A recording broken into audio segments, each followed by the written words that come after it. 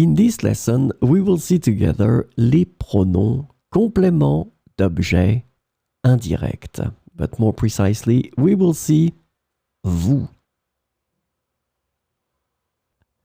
So let's see together what are les pronoms compléments d'objet indirect. And the first thing, they are used to replace nouns that refer to people or things that receive the action of the verb. This is really, really important. So let's agree on that.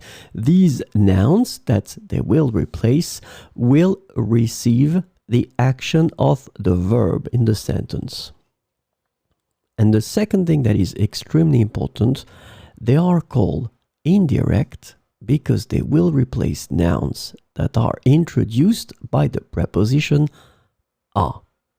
So these nouns that they will replace receive the action of the verb and are introduced by the preposition a. So this is what we call les pronoms compléments d'objet indirect. So this lesson is about vous.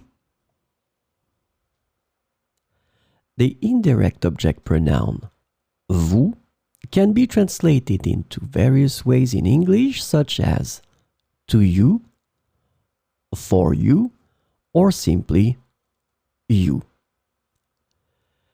Keep in mind, it can also refer to both the singular formal you and the plural you in English. So remember, we can use it for the singular formal form, you, and the plural form, you. So let's see some examples with vous. Je vous offre un verre de vin.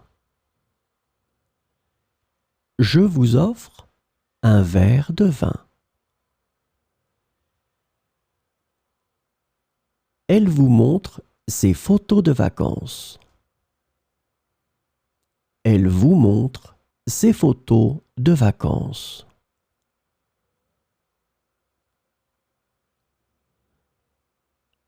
Le directeur vous parle toujours avec respect.